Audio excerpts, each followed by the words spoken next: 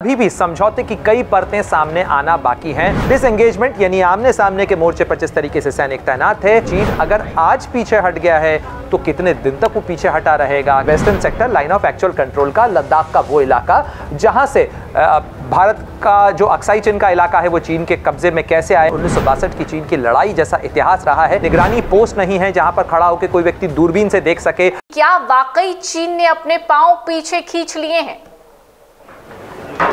देखिए, अगर आधिकारिक बयानों की बात की जाए पल्लवी, तो भारत सरकार का बयान और चीन सरकार की तरफ से आए बयान तो कम से कम यही बताते हैं कि दोनों देशों के बीच में करीब 54 महीने के इस स्टैंड ऑफ के बाद यानी आमने सामने के तनाव के बाद अब एक समझौता हो गया है। लेकिन अभी भी समझौते की कई परतें सामने आना बाकी हैं और जाहिर तौर पर आप ही नहीं, बाकी कई लोगों के मन में भी ये सवाल होगा कि क्या वाकई में चीन पीछे हट गया है, क्या उसने जो है अपने सैनिकों को पीछे हटा लिया है। और इस मामले को लेकर आज भारत के जो सेना प्रमुख हैं जनरल उपेंद्र द्विवेदी, उनका बयान बहुत महत्वपूर्ण हो जाता है क्योंकि सीमा पर हमारे सैनिक ही तैनात हैं। सेना प्रमुख की तरफ से आया बयान ये बताता है कि अप्रैल 2020 के पहले की स्थिति भारत हासिल करना चाहता है और उसी को लेकर समझौता हुआ है। यानी जो अभी तक की व्यवस्था थी, अप्रैल 2020 से पहले की व्यवस्था, उस व्यवस्था के मुताबिक दोनों अपने अपने सैनिकों को पीछे रखते थे और अपनी अपनी लाइन ऑफ परसेप्शन के अनुसार यानी लाइन ऑफ एक्चुअल कंट्रोल के ऊपर जहां तक अपनी हद हम मानते हैं, यानी लाइन ऑफ एक्चुअल कंट्रोल के ऊपर जहां तक भारत मानता है कि भारत की सीमा की लाइन ऑफ एक्चुअल कंट्रोल है,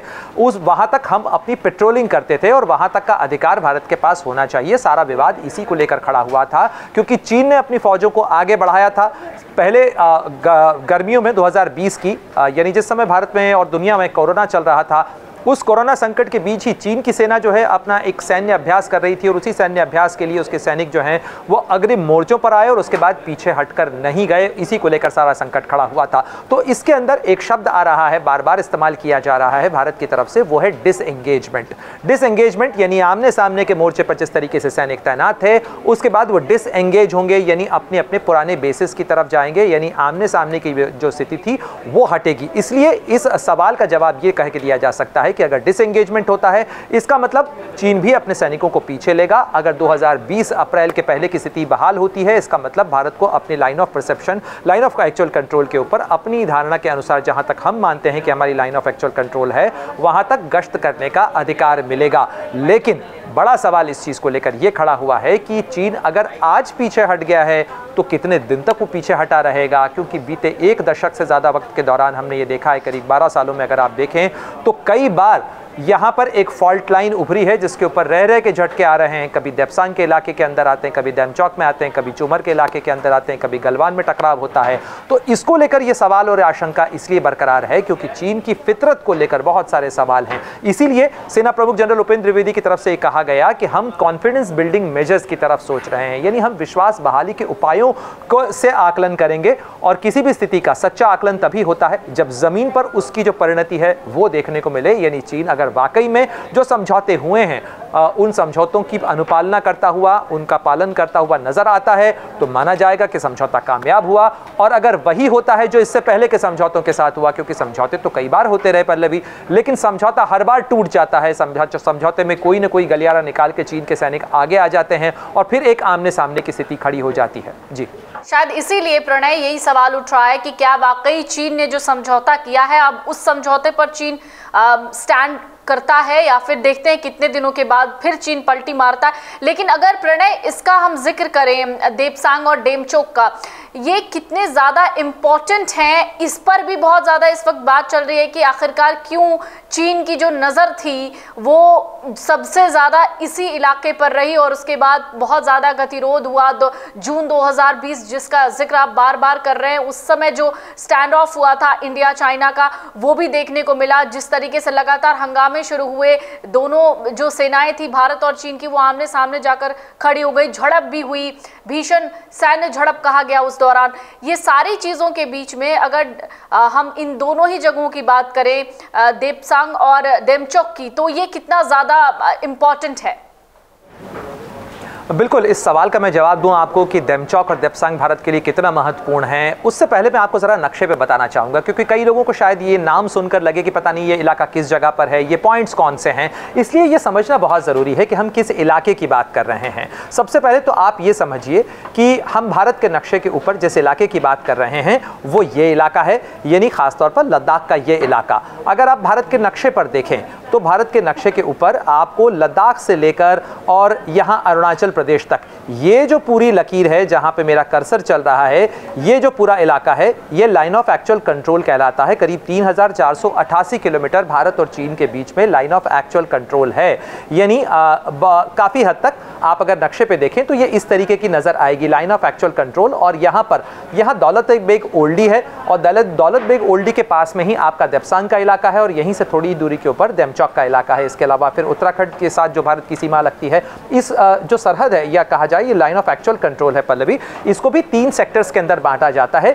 ये वेस्टर्न सेक्टर कहलाता है, ये सेंट्रल सेक्टर कहलाता है और ये ईस्टर्न सेक्टर कहलाता है। यानी हम जिस सेक्टर की बात कर रहे हैं वो है western sector line of actual control का, लद्दाख का वो इलाका जहां से भारत का जो अक्साई चिन का इलाका है वो चीन के कब्जे में कैसे आया, इसका इतिहास आप बहुत अच्छी तरीके से जानती हैं। 1962 की लड़ाई का इतिहास रहा है और इसीलिए भारत इस जगह को लेकर काफ़ी संवेदनशील है और इस जगह पे हम पूरी निगरानी बरतने की कोशिश करते हैं। अगर आप गूगल मैप पे खोलें तो गूगल मैप के ऊपर भी ये इलाका कुछ इस तरीके से, ये जो सफ़ेद मैप आपको लाइंस दिख रही हैं ये इसलिए भी दिख रही हैं क्योंकि ये घने पहाड़ों का इलाका है। यहाँ पर अब जो तापमान है औसतन वो -45 डिग्री सेल्सियस तक जाता है कई पहाड़ी पीक्स के ऊपर और इसीलिए यहाँ की निगरानी करना बेहद कठिन होता है, मुश्किल होता है, चुनौती भरा होता है। अब आइए अब उस मैप को अगर आप और जूम करते हैं तो आपको यहाँ पर नज़र आता है कि यहाँ दौलत बेग ओल्डी है और दौलत बेग ओल्डी वो इलाका है जहाँ पर भारत ने अपना एक एडवांस लैंडिंग ग्राउंड बनाया था अब से कुछ साल पहले, करीब 1 दशक पहले। एडवांस लैंडिंग ग्राउंड का मतलब है कि हम यहाँ पर अपने जहाज़ उतार सकते हैं, यानी हमारे जो सैनिकों की सरहद है, पहुँच है, उनका जो एक्शन की रफ्तार है वो यहाँ से आगे बढ़ सकती है। लेकिन उसी के पास में यहाँ पर एक देप्सांग प्लेन्स का इलाका है। ये देप्सांग प्लेन का इलाका है और यहीं से जो लाइन है, जहाँ तक हम मानते हैं कि हमारी अंडरस्टैंडिंग है कि हमारी लाइन ऑफ एक्चुअल कंट्रोल यहां से जाती है और इसी के पास में PP9, PP10, PP11, PP11A, PP12, ये PP का मतलब होता है पेट्रोलिंग पॉइंट। यानी ये जो पीली डॉटेड लाइन आपको नजर आ रही है यहां पे हमारे पेट्रोलिंग पॉइंट्स है, यानी हमारे जो बेसिस हैं, जो हमारे सैनिक जाते हैं गश्त करने के लिए, तो वो इन पॉइंट्स के ऊपर गश्त करने के लिए जाते हैं। चूंकि आप अच्छे से जानती हैं कि इन इलाकों के अंदर इन्हें मैन करना बहुत मुश्किल होता है, ये बहुत कठिन और दुर्गम इलाके हैं, इसलिए रेगुलरली हमारे जो पेट्रोल्स हैं, हमारे जो सैनिक हैं वो गश्त करने के लिए इस इलाके के अंदर जाते हैं और इसीलिए इन्हें PP नाम दिया गया है, यानी पेट्रोलिंग पॉइंट 10, 11, 12, 13, 14। और इसके साथ ही ये जो पेट्रोलिंग पॉइंट्स हैं इसी के अंदर आगे बढ़ते हुए आपको यहाँ पर पेट्रोलिंग पॉइंट 15, 16, 17 इस तरीके से आगे मिलता है। लेकिन आप ये देखिए यहीं पर ये गलवान रिवर है और इसी गलवान के पास में यहाँ पर वो गलवान का पॉइंट था जहाँ पर 15 जून 2020 को भारत और चीन के सैनिकों के बीच में ज़बरदस्त टकराव हुआ था। इतना संघर्ष हुआ था कि इसके अंदर भारत के 20 सैनिक जो हैं वो शहीद हुए थे। कर्नल संतोष बाबू भी उसके अंदर शामिल थे जो कि उस टुकड़ी की अगुवाई कर रहे थे। तो ये इलाका भारत के लिए बहुत महत्वपूर्ण है, दुर्गम इलाका है और इस इलाके के अंदर अक्साई चिन के चीन के कब्जे और 1962 की चीन की लड़ाई जैसा इतिहास रहा है, इसलिए भारत इस इलाके को लेकर कोई जोखिम नहीं ले सकता। साथ ही ये भी समझना बहुत जरूरी है पल्लवी कि ये वो इलाका है जहां पर एक तरफ पाकिस्तान की सरहद लगती है और दूसरी तरफ चीन की सरहद लगती है। साथ ही इस इलाके के अंदर 1965 में पाकिस्तान ने अपने कब्जे वाला जो इलाका है वो चीन को सौंप दिया था और यहाँ के करीब का वो इलाका है जिसके अंदर 1963 के अंदर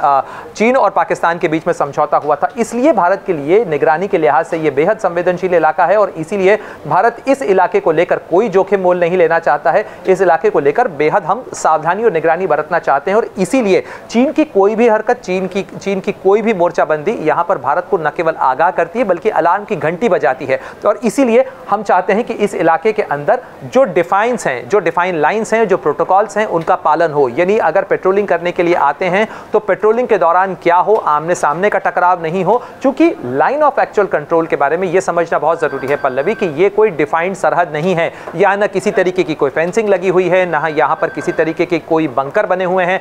बंकर से मतलब है कि यहाँ कोई निगरानी पोस्ट नहीं है जहाँ पर खड़ा होकर कोई व्यक्ति दूरबीन से देख सके और निगरानी रख सके, ना किसी तरीके के कैमरास वहाँ उस तरह लगे हुए हैं। कुछ हाइट्स हैं, डेमचौक का जो इलाका है, मैं गया हूँ उस इलाके के अंदर, फुकचे के इलाके के अंदर जो भारत की पोस्ट है वो मैंने देखी, और वहाँ पर हाइट के ऊपर भारत के लोरस जो हैं, जो long range optical surveillance cameras हैं वो लगे हुए हैं, जहाँ से आप कुछ दूरी तक देख सकते हैं। और ये तमाम उपकरण इसीलिए लगाए गए हैं क्योंकि इन इलाकों को मैन करना बहुत मुश्किल होता है, इसलिए यहाँ पर निगरानी बहुत ज़रूरी हो जाती है। और भारत और चीन की सीमा का इतिहास जैसा है, चूंकि परसेप्शन नहीं है, परसेप्शन के आधार पर चीज़ें चल रही हैं, कोई डिफाइंड डिमार्केटेड लाइन नहीं है, इसलिए यहाँ पर निगरानी और ज़्यादा ज़रूरी हो जाती है। अगर आप ये वीडियो YouTube पर देख रहे हैं तो हमारे चैनल को सब्सक्राइब कर बेल आइकन दबाएं, और Facebook पर देख रहे हैं तो हमारे पेज को लाइक करें। 8 मिलियन प्लस सब्सक्राइबर, आपके इस भरोसे के लिए बहुत धन्यवाद।